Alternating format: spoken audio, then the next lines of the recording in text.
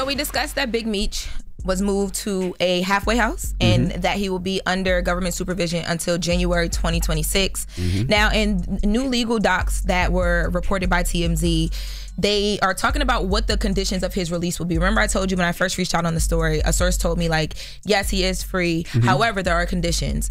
So his conditions include him having to participate in a substance abuse program, which may include drug and alcohol testing. And of course, living in the halfway house that he lives in, of course, there'll be different things where, like, I'm sure there's not the full details here because, again, I told you that they're not releasing everything and putting everything in documents because of his safety and security.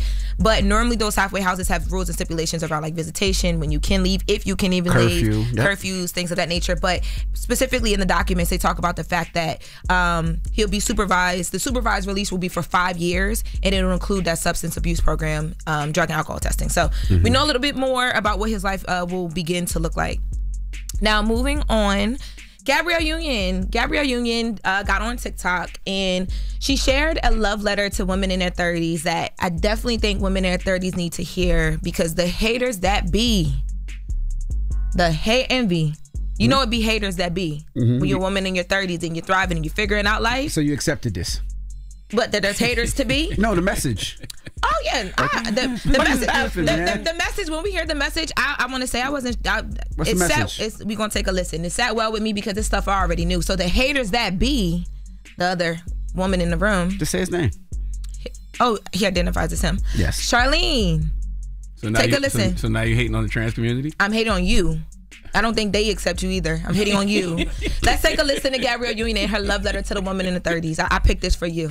To my girlies in their 30s, time isn't running out. It's not. Feels like it is. If you look at social media, oh my God, you're running out of time. It's not. It's not.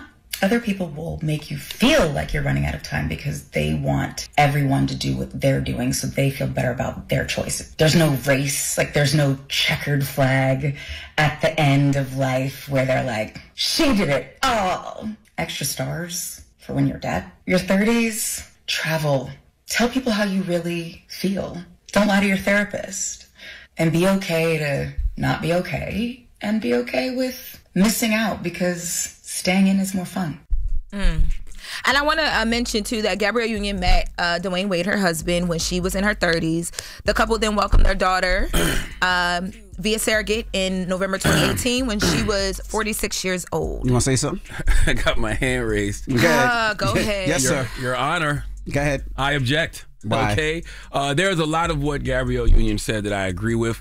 I think she said, don't lie to your therapist. I agree with that. Don't fear missing out. I agree with that. But I disagree with her when she starts talking about clocks and time.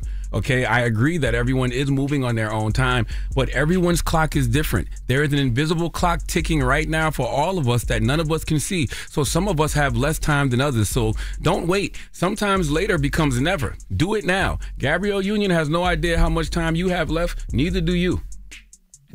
You done with your time? Yes. Okay, great. Well, I thought it was a great message because I do know that, you know, there are pressures that come from the room. But I will say all the stuff that she was saying, like I was like, oh yeah, I already felt like this. I wonder why she wrote that message, because Gabrielle Union, she's like 51, so she's not in her 30s. So I wonder why she said, I want to speak to those young individuals. Was it her group chat? Was it her younger sister, her younger girls? I just wonder why. I'm sure she remembers just, being in her 30s and she was trying to figure it all out. She didn't get married until she got in her 30s. She didn't have a kid, even though it was by surrogate, until she was 46. So she's one of the blessed ones. She's one of the blessed ones that made it to 50 plus years old. Yeah, she just wanted to give some hope. Some of y'all going to die in your 30s. Jesus. Therefore, you have an invisible clock ticking right now that none of us can see. So you just don't know how much time you have left. Do you ever have any hope or optimism for people? I do. But I'm also a realistic person. And what I said was realistic just now, and you know it. Yeah, but like, no hope, no optimism. I didn't say none. That. Not one, like, all I said was there's an invisible clock ticking for all of us, including me. None of us know how much time we have left. So what advice would you give Lauren LaRosa in her 30s? Sometimes later becomes never. Charlamagne, do it now. Charlamagne wants me to meet somebody tomorrow, become barefoot, pregnant, and... No, I want you to wear shoes. I would never want you walking around here barefoot. And mind y'all, it's like, yes, I'm going to... All this is going to happen for me. It's going to happen soon. Go. But is it Charlamagne or is it your mother? Because your mother also said she wants you to speed it up a little bit. I think people, so my everybody has different reasons. My mom wants me to experience having a kid because she saw how wonderful it was to have her kid step in when she went through life situations and she was sick, right? My grandmother wants me to have a kid because my grandmom's getting old. She gonna get up out of here. She want to meet my kid. She gonna get up out of here. Charlamagne wants me to have a kid. Your grandma's realistic. Your grandma know that clock is ticking. Charlamagne wants me to meet a man just so I can bring him in here and he can tear my relationship to shreds. You be a fool if you bring your man here up here. I'm not. I am not. Well, you're not the number one person that I'm looking to tear apart their relationship. Leave Taylor alone. That man takes her on picnics. He's a good man. Oh, I can't wait to meet meet this guy. That's a good man, Savannah. Well, I really just want to warn him. You gonna meet him? Oh, I can't wait. Next week? I can't wait. I almost called him the other day at the airport. Really? Oh, my gosh. No. She ducked off. She got out there. She knew I was coming. She got out of Dodge. I'd have been waiting right with her to whatever terminal. When he coming to pick us up, that would have been me.